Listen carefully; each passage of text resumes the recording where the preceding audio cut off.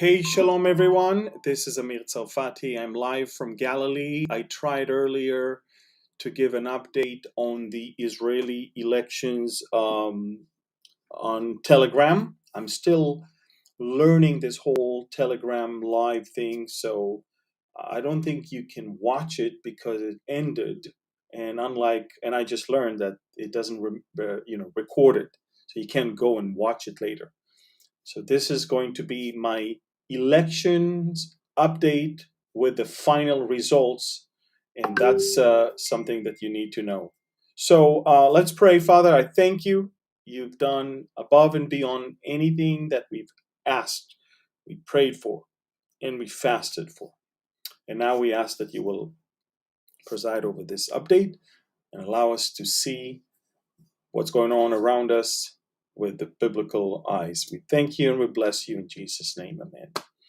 Thank you again. Shalom, everyone. This is Amir Tsarfati. Let me put my glasses so I can see you better.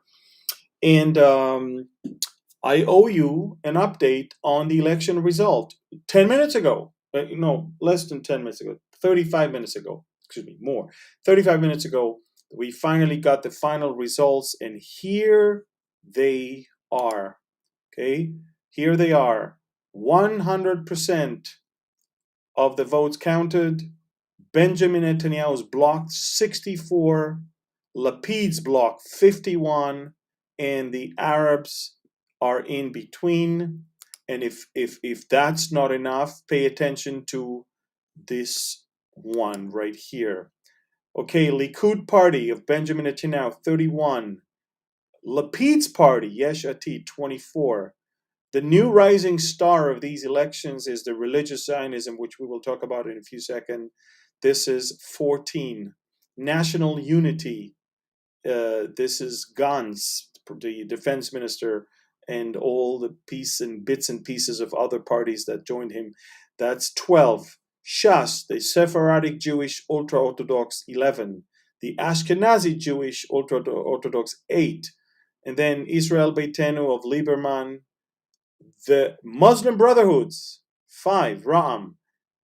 The Arab Party of Hadash Ta'al, 5, and Labour Party, that used to be the biggest rival of Likud, barely made it with 4 mandates. So we are talking about amazing victory.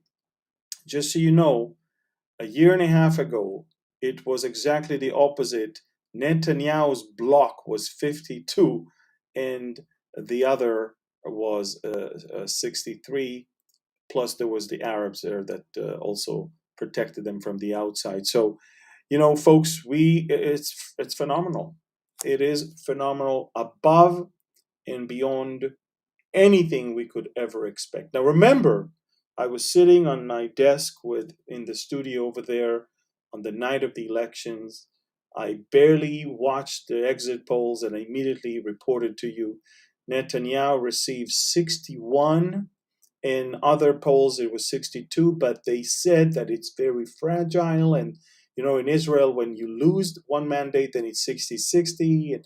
And for the last 3 or 4 elections, Netanyahu always led in the beginning, and then he lost it during the night when the real results started flowing in. And this is why I was super cautious, and I didn't want to start any, victory dance until, and little did I know that even the 62, which I had in mind for weeks, was actually lower, and it's 64. It was 65 until this morning, but the final 10% changed it a little bit, and this is where we are right now.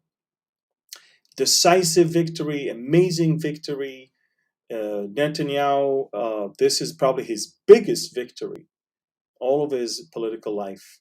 And what a comeback from someone that they wanted to throw to jail for, fake allegations that were proved fake, and it's a farce, this whole trial. All of that, everything they tried failed.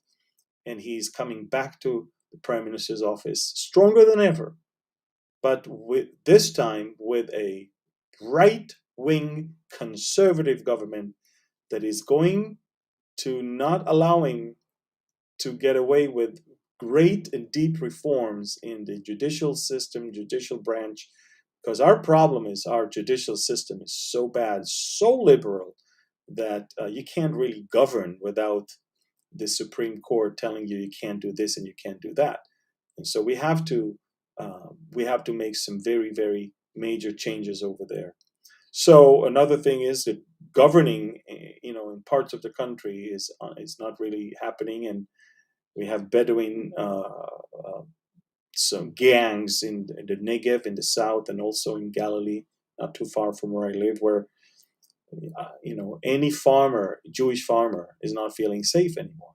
They steal equipment, they burn fields, and unless you pay them, you'll suffer from them. That's the thing. A lot of people voted for the religious Zionism, not because they are religious people. Some very secular farmers in Galilee voted for the religious Zionism because they're the ones that ran with the ticket of, we are going to be back the landlords of this house and govern. And those bandits should actually be afraid of us, not because when you go into the court and the judge dismisses all the allegations and sends you back out, why wouldn't you do it again? This is exactly what's happening. So, folks, very, very interesting, the things that we're going through right now. And again, for those of you who don't know, these are the results. Netanyahu's block 64, Lapid block 51, Arabs 5. Remember, out of Lapid block, there's 5 more of the Muslim Brotherhoods. It's just that they are in the coalition with him. That's why they were. Ra'am with 5 seats is actually blue because it's part of Lapid's block, and the one next to it is green. And that is because it is not part of the coalition. That's the Arab party that stays in between, and that is what we have right now. So, folks, final 100% of the votes were counted. It is final. Benjamin Netanyahu won. He's the next prime minister of Israel. And the 25th Parliament of Israel not only will have a strong national Jewish coalition, but it also has said goodbye to the far left progressive liberal party called Meretz. Somebody, and I tweeted that today, somebody said, Meretz says there is no God. God says there is no Meretz. This is it. So, here we are, folks, at the point where Israel is rejoicing. Proverbs 29, verse 2, when the righteous rules, the people rejoice. But when the wicked is in power, the people groan. And let's move to the wicked. I feel so bad and so sad for the people of Brazil nowadays. They are going through a terrible time. And I can tell you, folks, we need to pray for them. This country is on the verge of civil war because not only a convicted criminal won the elections, it's someone who sat in jail until not long ago and was released so he can run for president and beat Bolsonaro.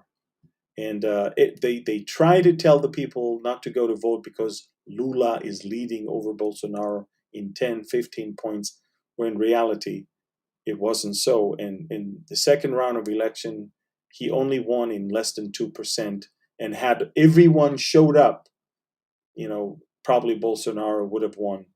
But anyway, there's some fears of, some election fraud over there. But I can tell you, millions of Brazilians are now begging their military to intervene and not allow a criminal to get back into the palace of the president and to rule a country like a gangster. And I can also tell you, folks, that from what I get from people that write me, they say that we are afraid that this man, this socialist, is going to turn Brazil into Venezuela. We do not want that. Brazil was a rising star. And, of course, COVID hit, and, it's not as it was, but definitely a socialist is the wrong person to rule a country that wants to recover from a financial crisis. And so we need to pray for them. We need to pray. There's so many far left weird governments that are now rising in different parts of the world. There were also elections in Denmark yesterday, elections also in other parts of the world. Folks, there's a lot of instability. A new prime minister entered into Downing 10 in London, first time ever. A non-white British Asian person of Indian descent, Rishi Suank. I'm sorry, I must have butchered his name right now, but I can definitely tell you that on my Telegram channel, I actually posted a video of him performing a Hindu ceremony as he entered into the prime minister. His name is Rishi Suank, and if you go to my Telegram channel, you'll see a Hindu ceremony that he performed right before he entered into prime minister's residence today for the first time. Rishi Suank, a multi-millionaire of Indian descent, 42, I think, years old. And this is the guy that is now ruling the British people, the United Kingdom. And so many prime ministers within 2 months. You've got, you had Johnson, Truss, and of course him.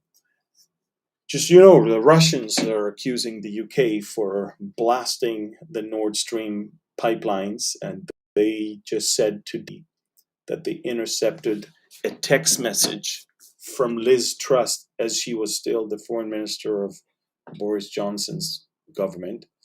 They intercepted a text message that she wrote to Antony Blinken, the Secretary of State of the US, where she actually said, "It has been done." And that was the day of the blast of Nord Stream. So I'm not saying the British did it. I'm just saying the Russians say that the British did it, which is not a good news for the British, because the Russians, they don't like to have someone not paying for what he did. As you can see, of course, in the Ukraine, what's going on there. So folks, a lot of instability, but again, thankfully, prayers and fasting helped so much. And thankfully, the Lord listened to the prayers of so many people all around the world, 59 countries. There were people who wrote us that from 59 different countries, they were praying and fasting for the elections in Israel. And we're going to do the same for the elections in America for the midterms. We're not going to have prayer meetings or something like that, but we will call people to pray and fast for the 3 days leading into the elections in America. We believe that there's a great influence of what's going on over there on the rest of the world, especially on Israel. And therefore, Netanyahu really needs a Republican House, a Republican Congress, both houses, in order to be able to govern with a very liberal, progressive president. So again, we need wisdom from God and a lot of hope. In these days, we don't have the luxury of getting angry and not praying and not staying optimistic. Look, the inevitable is there. We know exactly that we're going to be out of here and the Lord is going to judge this world. This is something we know. But until then, we're called to occupy, we're called to do his business, and we're called to be found doing the Father's business when he comes to take us. Until then, we have to pray for the righteous people to rule. We have to pray for, we are workers of righteousness. And so we must act like that. We must be like that. And it's very, very important to continue doing that. So again, for those of you who just joined us, final results of the Israeli elections. There you go. Take a look. Netanyahu's bloc, 64 seats. Lapid bloc, 51. And the Arabs, 5. And again, just so to make it clear, there's 10 seats of the Arabs. It's just that 5 of them are on Lapid's bloc. So they are counted as part of his bloc. But that's the Muslim Brotherhood that has formed a government with. Unbelievable. They're gone. They're out. No more. This is that disaster. The lack of the ability of Israel to govern is because of that. Because we appointed them. It's like letting the cat watch over the milk. And so, folks, please continue to pray. I will update you more about what's going on. There's a lot of instability, a lot of issues around the world. We need to be people of prayer and a lot of hope. And we need to be people that not only have hope, but spread hope. The hope that we have is not in this world. It's not in the leaders of this world. It's not in governments of this world. And it's not in the military powers of this world. Our hope is Christ. He's our hope. And by the way, when Paul invited all the leaders, all of the Jews, to his house arrest in Rome, and I'm reading from Acts chapter 28. Okay, I'm reading from my Hebrew English Bible, Acts chapter 28. It says the following thing. Here I'm reading from verse 17. And it came to pass after 3 days that Paul called the leaders of the Jews together. So when they had come together, he said to them, Men and brethren, though I have done nothing against our people. Paul considered Israel his people, the Jews. And he says, I have done nothing against our people or the customs of our fathers, he said. Yet I was delivered as a prisoner from Jerusalem into the hands of the Romans, who when they examined me, they wanted to let me go because there was no cause for putting me to death. But when the leaders of the Jews spoke against it, I was compelled to appeal to Caesar. Not that I have anything of which to accuse my nation. Look what he says. My nation, Israel. I can't accuse them because I'm one of them and I was blind as well. But then he said, look, for this reason, therefore, I have called for you. I see you and speak to you, or speak with you. And then he said the following thing, and that's verse 20. For the hope of Israel, I am bound with this chain. Paul was chained, and he said to his fellow Jewish people, his brothers, his nation, he said, This is for the hope of Israel. That's why I'm in chain. He's the hope of Israel, Jesus. And because of that, I'm in chain, because I believe in him. So I'm telling you folks, yes, I voted for Netanyahu. I'm even reading his book right now. But I can tell you, the hope of Israel is Christ. And that's what our prayer should be. That they will come to the saving knowledge of Jesus and come. And this is what you probably could see in my interview with Professor Jonathan Duby. Yes, he's very smart and amazing interview about climate change. But I told him that I do believe in climate change. And the climate change that I believe in is that there will be judgment. And the sun will scourge men. And there will be definitely climate change. But it's not the climate change of omission of CO2. It's not. This is a joke. This is not it. It's a climate change that will come when God will judge the world because of the world's wickedness and the world rebellion. And so we still have time now when it's not happening yet, when we're still here. As believers, we need to tell people, and if you're not saved, this is your time. Today is a day of salvation. Jesus said, I am the way, the truth, and life. No one can come to the Father but through me. There is no other way. There's no other hope. There's no other peace. There's no other life but him. And only when we believe in him, we will have access back to the tree of life, the source of life, which is in the city of God, which we will be their permanent residence forever and ever in eternity in the New Jerusalem. But until then, folks, here we are in a fallen world full of sin, full of anger, full of a world that is inevitably will go through judgment. But until then, we need to be workers of righteousness. We need to fulfill our duty. And I'm now calling upon my American friends, go to vote. That's a duty, but that's also a privilege. Millions of people around the world do not have that privilege. They wish they could vote. They wish they could choose their governments. You can. Look, I did. And the people went out in big numbers and voted.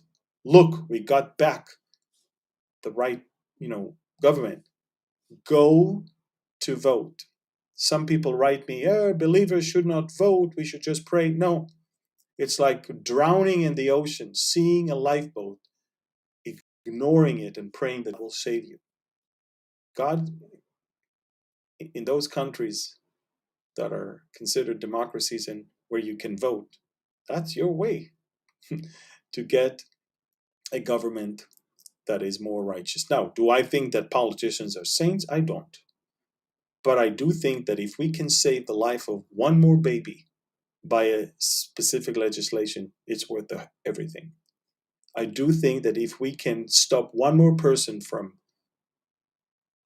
trying to amputate some body parts just so he can follow his desires and then regret that, then we did good if we voted for a legislation. Well, there's so many things I could give you.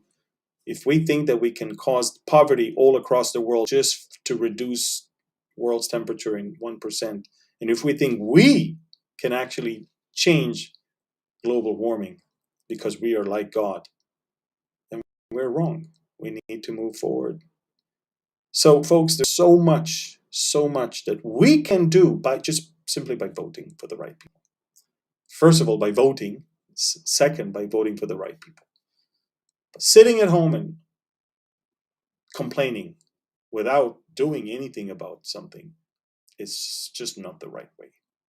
So there's one thing I learned from the elections is that when people think that enough is enough, then stand up and do something about it.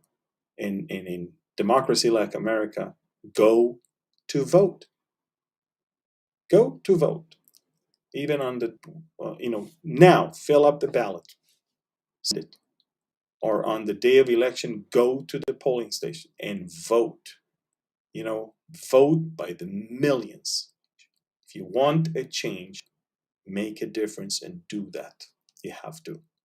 Right, folks, again, I gave you the final results of the Israeli elections. 64 for Netanyahu, solid majority to form a strong government. Let me make it very clear, folks. The political crisis in Israel has come to an end. Finally, there is a decisive decision of the people of Israel for a stable coalition that should at least run for the next 4 years. And so, thank you for praying and fasting with me. Thank you for keeping us in prayer. And then allow me to remind you to join me on Telegram for world news and for many, many other things as well. Okay? So here we are. I'll say goodbye to you, not before I tell you how to join us. Join the Amir Sarfati and Behold Israel channel on Telegram. Here you will receive daily updates and audio messages from Amir. You can also take part in our community and reply with comments. Getting started is easy. Simply download Telegram from the App Store, then visit the Behold Israel Telegram channel in your browser. From there, click Preview Channel, then click Join. That's it. See you on Telegram.